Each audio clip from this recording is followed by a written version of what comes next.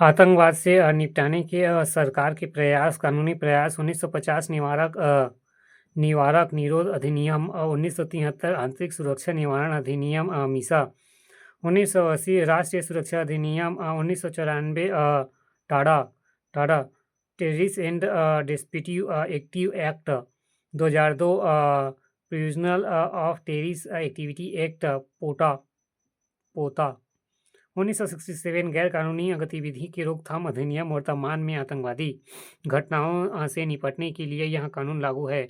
कठोर कानूनी कार्यवाही अफजल गुरु एवं अजमल कसाब को फांसी।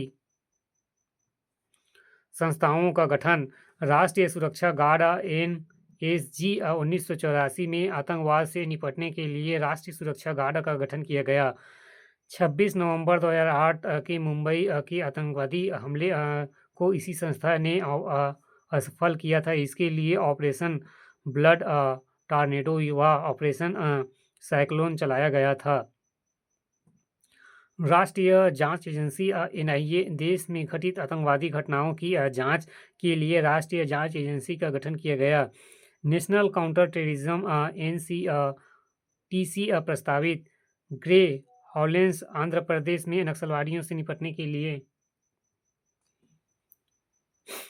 कमांडो बटालियन छत्तीसगढ़ में कमांडो बटालियन गठित। अंतर्राष्ट्रीय स्तर पर प्रयास आतंकवाद जैसे सर्वव्यापी समस्या को केवल संगठित प्रयासों द्वारा ये रोका जा सकता है। आतंकवाद उन्मूलन के लिए वैश्विक स्तर पर व्यापक प्रयास किए गए हैं।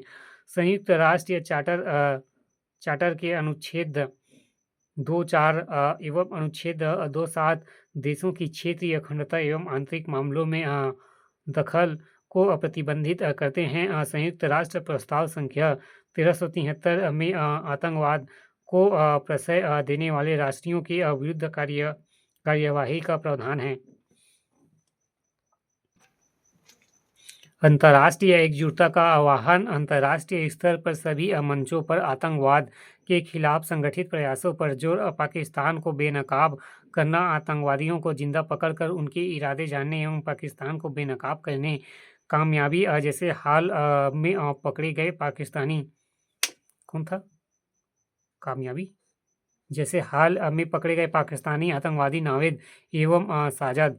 अंतर्राष्ट्रीय प्रतिबंध अंतर्राष्ट्रीय स्तर पर आतंकवादियों पर आतंकी संगठनों पर प्रतिबंध लगाने में कामयाबी जैसे कि हक्कानी नेटवर्क के अजीज हक्कानी को अंतर्राष्ट्रीय आतंकी घोषित कराना, लश्कर तैयबा पर प्रतिबंध, जागरूकता प्रचार, विभिन्न माध्यम से आम जनता को आतंकी खतरों से जागरूकता करने का प्रयास, समन्वय, पुलिस एवं खुफिया एजेंसियों के माध्यम से समन्वय, यात्री हेतु सुझाव, मजबूत सुरक्षा प्रणाली, सुरक्षा बल पुलिस को राजनीतिक दबाव से मुक्त रखना, धार्मिक संस्कृति एवं सामुदायिक स्थलों की सुरक्षा, साइबर आतंकवाद जैसे नई अवधारणाओं से निपटने के लिए जांच एजेंसियों को और आधुनिक एवं वैज्ञानिक बनाना, अल्पसंख्यक समुदायों को सुरक्षा एवं का वातावरण प्रदान करना, खुफिया तंत्र एवं मजबूत बनाना, खुफिया तंत्र सूचना तंत्र को मजबूत बनाना, सूचना प्राप्ति में नागरिकों के सहयोग प्राप्त करना, आतंकवादी उनके सहयोगी हथियारों के आपूर्तिकर्ता आदि की सूचना पाने के लिए नवीनतम सूचना स्रोत एवं प्रभावी गुप्तचर तकनीक का प्रयोग करना, कानूनी उपाय पोटा एवं टाडा जैसे कठोर कानून आवश्यक है। बंदी बनाए गए आतंकवादियों को शीघ्र दंड भी दिलाना, आर्थिक विकास, आतंकवादियों के वित्त स्रोत एवं नियंत्रण स्थापित करना, विकास कार्यक्रमों को जमीनी स्तर पर पहुंचाना, बेरोजगारी दूर करना की दिशा में प्रयास करना, युवा असंतोष को रोकना, सामाजिक और राजनीतिक उपाय, आतंकवाद के मुद्दों पर विभिन्न राजनीतिक दलों को दलगत राजनीतिक से हटकर राष्ट्रीय स्तर पर विचार करना चाहिए।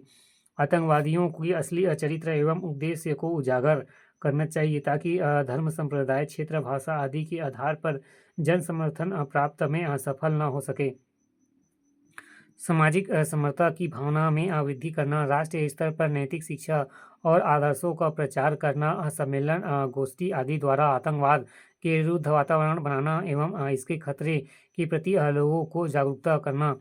वस्तुतः आतंकवाद राज्य व समाज को नकारात्मक चरित्र व असाधारण की उपज है। समाज में व्याप्त बहुआयी विषमता एवं असंतुलन, क्षेत्रीय समानताएं, समानती एवं औपनिवेशिक दृष्टिकोण, वर्णगत एवं जातिगत वर्चस्व, धार्मिक असमानता एवं अंधविश्वास, संकीर्ण राष्ट्रवाद, प्रौद्योगिकी का नकारात्मक प्रयोग जैसे अनेक कारण उग्रवाद एवं आतंकवाद को आधार प्रदान करते हैं। नई सदी का आतंकवाद पूर्व की तुलना में अधिक व्यापक व शक्तिशाली हो गया है, जिससे निपटने के लिए एक समग्र नीति एवं विश्वव्यापी समन्वय प्रयास की आवश्यकता है। अन्यथा आतंकवाद संपूर्ण मानव जाति के लिए गंभीर खतरा बना रहेगा।